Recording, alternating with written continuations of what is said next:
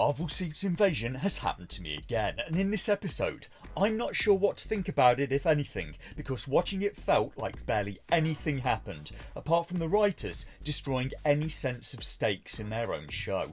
It also makes very little sense, and seems to have been written by a moron. Marvel have gone completely crazy. The things characters do in this episode make no sense. They're completely out of character, their actions do not chime with the established characters or motivations, and the worst offending moment for this is that in this episode the rebel Skrulls want to attack the US president while he's in the UK and then pin the blame on the Russian government so that the humans will all fight each other and then they can take over Earth. Hey, remember, we want them to think it's the Russians. Make it big and loud, like the Russians would. This is a key point, keep this in mind. The Skrulls' entire plan relies on blaming this attack on the Russian government, and the attack on the president is idiotic. The Skrulls come in on 2 helicopters and with 3 SUVs on the ground and hit the president's convoy. Don't ask how the Skrulls got 2 military attack helicopters into the UK. Don't ask how they can fly them through some of the most controlled airspace on the planet to intercept the president of the USA's motorcade without the security services or the military noticing, because the show doesn't bother to tell us, and they surely must be Russian helicopters in order to make the plan work. But keep that in mind, that the Skrulls' whole plan requires everyone to think it was the Russians, so the attack is being led by Gravik, the leader of the Skrull rebels, with his face clearly visible in the guise of a black guy with a London accent, you know, just like the average Russian is.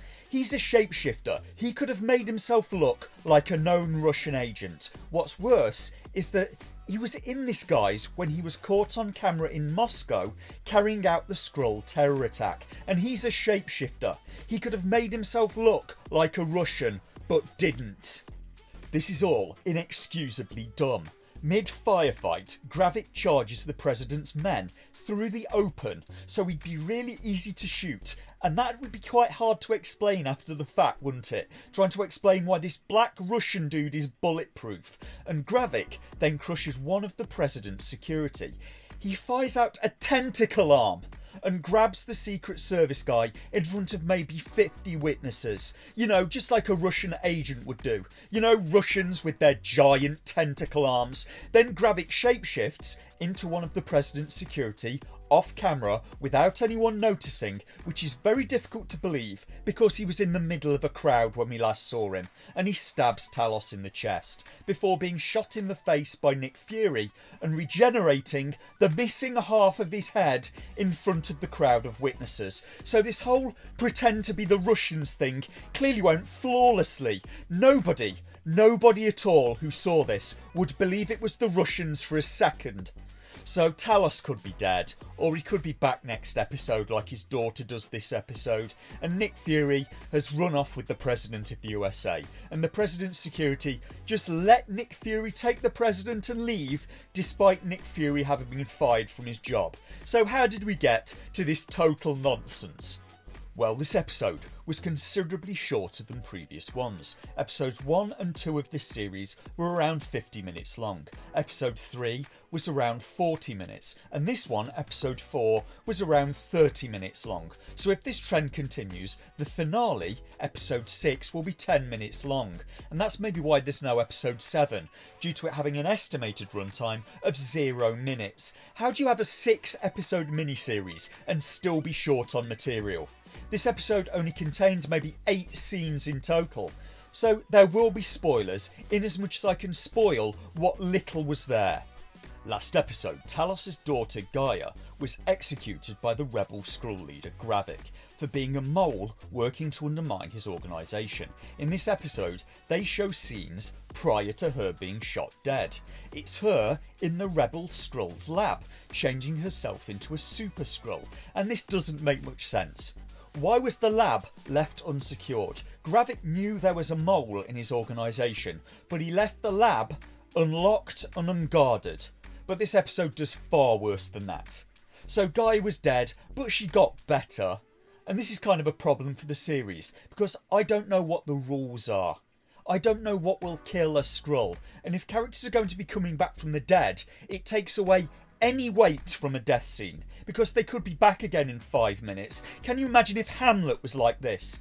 If you had Hamlet going into his full, alas, poor Yorick, I knew him.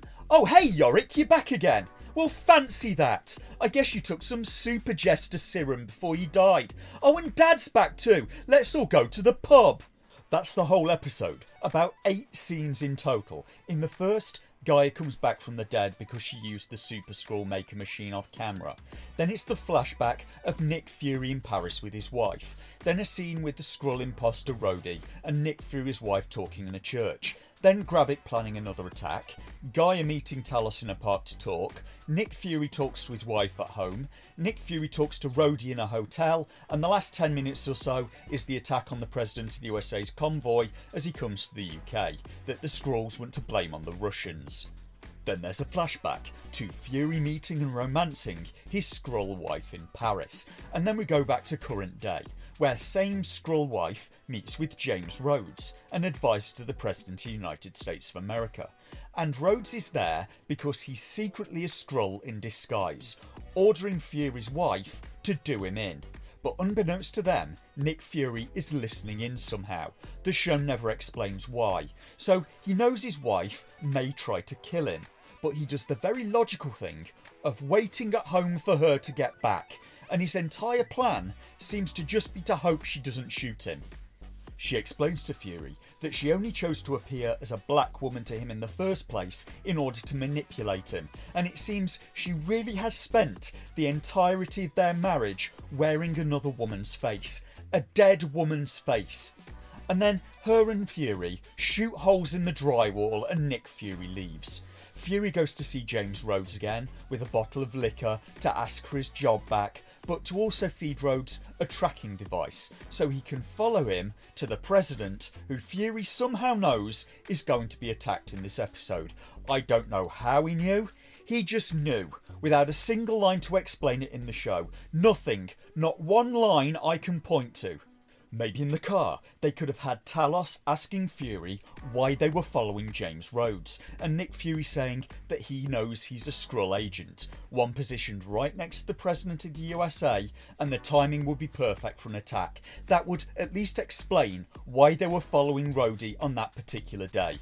That would have been bare minimum. It would have cost next to nothing to do it. Just a little thought. They already had the actors sat in the car. Just a few minutes of recording time, and they didn't even bother to do that. Why did Talos even come along for the mission? There was not even a scene of Fury approaching him and asking him. Talos should be annoyed. Helping Fury nearly got Talos' daughter killed last episode. There was not even a scene of Talos finding out Gravik had tried to kill his daughter. And nothing Talos' daughter Gaia is doing makes much sense either. She's willing to help stop these Skrull attacks, in spite of believing many of the same things that Gravik, their leader, does, but she works to undermine him anyway, to help her father, who she also doesn't like. And if she wanted to, she could have stopped the rebels in episode 1 if she just told Fury the location of the rebel base and what they were doing.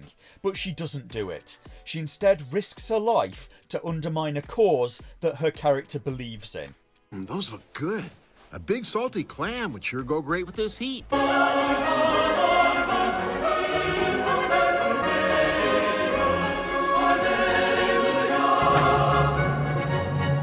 Maybe it's time we set a little trap for Crystal Cove's knob stealer.